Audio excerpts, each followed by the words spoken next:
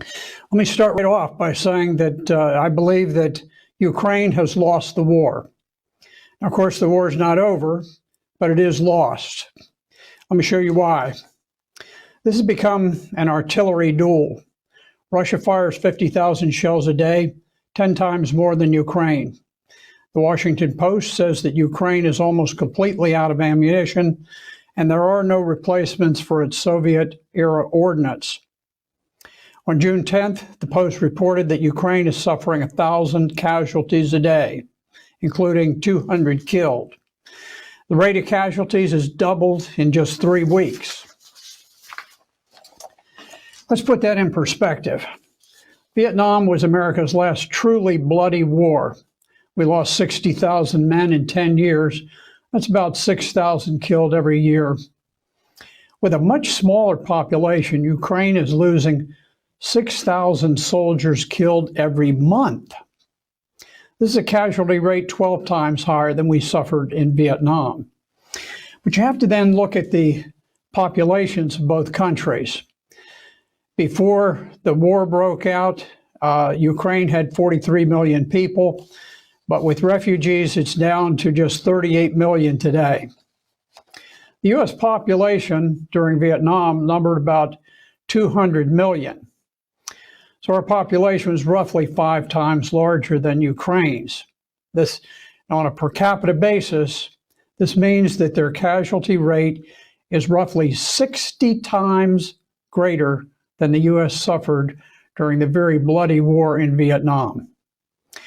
Ukrainians have fought with courage, but no nation can sustain such casualty rates for long.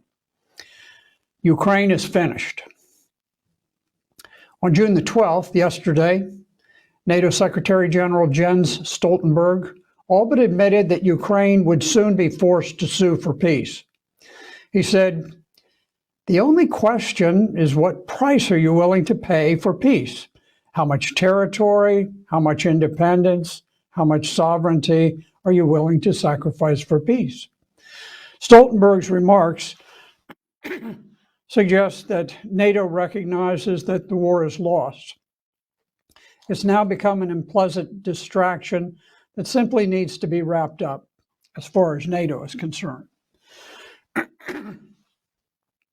The sanctions war has failed. The entire financial might of the Western world was unleashed against Russia.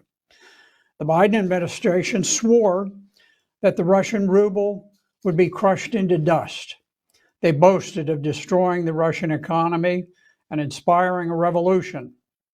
They would create such hardships that Russia would revolt and overthrow their president. But today, the ruble is stronger than before the war. This year, it has been the strongest of all currencies. Russian inflation peaked around 15% and is expected to subside. But as their inflation tops out, Europe's and America's has just begun skyrocketing dangerously. Even this morning, the price of Bitcoin dropped 5,000 points in just overnight. The stock market is becoming extremely erratic and rocky.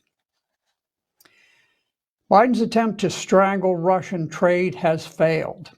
Far from blocking their trade with other nations, The Economist reports that Russia is generating a record trade surplus with $1 billion a day flowing in from oil and gas.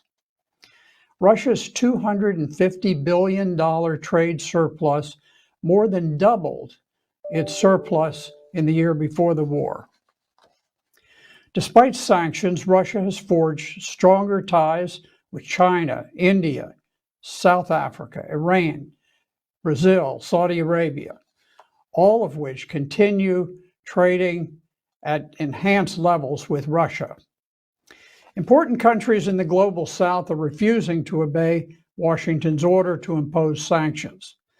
Independent countries fear the U.S., but they resent being told who they may and may not trade with. Dictating sanction policy to sovereign nations is diminishing the world's respect for America. From the outset of the war, Russians have never experienced shortages of food, housing, heating, fuel, or gasoline. Anyone who expects Russians to crack from the loss of Gucci purchase, or Big Mac hamburgers do not understand the Russian psyche. Hopes of ousting President Putin have died. On March 1st, British Prime Minister Boris Johnson predicted that sanctions would bring down the Putin regime. Since then, Boris Johnson has nearly been ousted himself in a parliamentary vote of no confidence. At the same time, President Putin's popularity rose to 83%, which is greater than any of his Western counterparts.